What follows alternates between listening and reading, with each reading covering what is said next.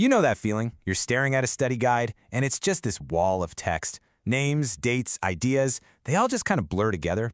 Well, that's what we're tackling today. We're going to take a study guide on ancient China and spin it into an epic story you'll actually remember. So that's the big question, right? How do you take a boring list of facts and turn it into something epic? A story that actually sticks? Well, that's exactly what we're going to do. We're building the story of China together, piece by piece, using this guide as our map. So here's our game plan, our 5 main chapters. We'll start with the land itself, then dive into the big ideas that shaped everything. After that, we'll race through the golden age of dynasties, meet the movers and shakers who made it all happen, and finally, we'll see how the whole society was structured. Ready? Let's go.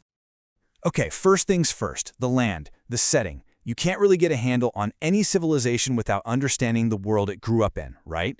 This is ground zero for our story, the actual physical stage where it all unfolds. Just look at this map. It tells you so much right away. You've got these incredible river valleys, perfect places for a civilization to get started. But then, look what surrounds them. Huge mountains, deserts, vast seas. These weren't just borders. They were like giant walls that both protected and, well, isolated ancient China from the rest of the world. So let's break that down. To the west, you've got the Himalayas. Good luck getting through those. To the east and south, endless ocean. And then there's the north, this huge, cold, dry grassland called the steppe. This was the home of nomadic horsemen, people like the Mongols. And let me tell you, that relationship between China and its northern neighbors, it's going to be a huge part of our story. And cutting right through that northern plain is the Huanghe, what we call the Yellow River. You've probably heard it called the cradle of Chinese civilization, and that's no exaggeration. This is it. This is where it all started, in this incredibly fertile and sometimes dangerously unpredictable river valley. Then, if you head south, you hit the Yangtze River, the longest river in all of Asia. So if the Yellow River was the cradle where the baby civilization was born, think of the Yangtze as the superhighway that helped it grow up. It powered farming and connected the entire southern part of the country. Okay, so we've got the stage. Now let's talk about the ideas, the philosophies. This is the software that ran on the hardware of the land. These core beliefs shaped everything, and I mean everything, from how a family worked to how an empire was ruled. And this symbol, the yin-yang, really gets to the heart of it. The big question on everyone's mind was, in a world that can be so chaotic, how do you find balance? How do you create order? 3 big Chinese philosophies, plus one that came from abroad, all had their own unique answers to that very question. So you basically had 3 main flavors of thought. First up, legalism. Its view, people are basically selfish and bad, so you need a super strong, strict government to keep them in line. Then you have the complete opposite, Taoism. It says, no, people are naturally good. The less government, the better. Just let things be. And right there in the middle, trying to find a balance, is Confucianism. It's a bit more optimistic, saying people can be good, but they need a good, educated government to show them the way. But it wasn't just about these homegrown ideas. Another major player entered the scene, all the way from India, and it would completely change the game in China. I'm talking about Buddhism. So what's Buddhism all about? Well, it starts with this idea called dukkha, which basically says that life is suffering. And why do we suffer? Because we're always wanting things. The goal then is to reach nirvana, a state of enlightenment where you break free from that cycle of wanting and suffering. Now you can imagine during really chaotic times in China, like the period of disunion, this idea was really appealing. It gave people a way to make sense of all the hardship they were seeing.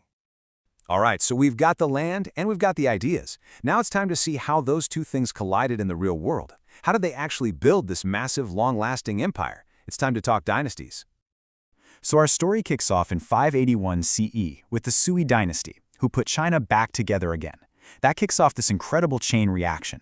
You get the Tang and the Song, which was a true golden age. Then come the Mongols with the Yuan dynasty, and after them, the Ming dynasty comes in to bring rule back into Chinese hands. And what's fascinating is that you see this pattern, this cycle, with each one. The Sui did the hard work of reuniting everyone. The Tang and Song took that and created a golden age. The Yuan, run by the Mongols, opened China up to trade, but got too ambitious. Those failed invasions of Japan really hurt them. And then the Ming, they built incredible things like the Forbidden City, but then they shut the doors to the outside world, which eventually led to their own problems. And you have to understand, this era was an absolute explosion of genius. world-changing stuff. They built the Grand Canal, a massive man-made river connecting the North and South. They perfected porcelain, the stuff we literally just call China. They figured out how to make steel. They invented gunpowder. And they took tea and turned it into a huge business that made the government rich. It's just incredible. But history isn't just about big ideas and inventions. It's about people. So let's zoom in and meet some of the actual individuals who were calling the shots. The emperors, the khans, the admirals who really shaped this whole story. And you have to start with this guy, Qin Shi Huangdi, the first emperor, the one who forged China into a single empire. He's the one who started the Great Wall and ruled with an absolute iron fist, totally buying into that harsh legalist philosophy. I mean, what a monumental and seriously controversial figure. And then the story gets even more dramatic with these huge shifts in power. First, you've got the Mongols sweeping in. Genghis Khan unites the tribes and starts the invasion, and then his grandson, Kublai Khan, finishes the job and actually becomes the emperor of China. But then the pendulum swings all the way back. The Ming dynasty takes over, and you get leaders like Emperor Yongle, who builds the Forbidden City, and this amazing admiral, Zheng He, who sails these gigantic treasure fleets all over Asia, showing off China's power to the world. So you've got emperors, you've got farmers, merchants, soldiers. How did this all fit together? How did they keep everything from descending into chaos? Well, that brings us to our last chapter, the social pyramid. The answer was this rigid social structure. Think of it as the blueprint for society.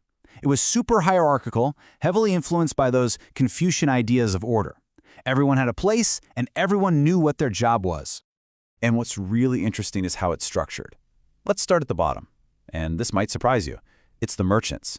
Yeah, they were seen as kind of sketchy because they didn't make anything, they just bought and sold stuff. Right above them, you have the peasants, the farmers and artisans.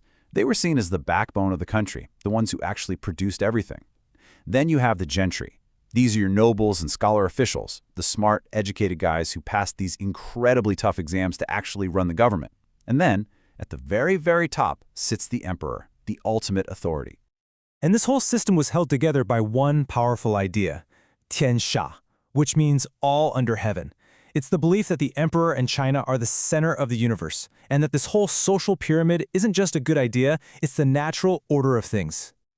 And there you have it. We went from the land itself to the big ideas, to the dynasties that rose and fell. We took that wall of text and turned it into a story. But that leaves us with one last big question for you to chew on. After seeing how it all connects, what do you think was the most important piece of the puzzle? The land? The ideas? The people? Something to think about.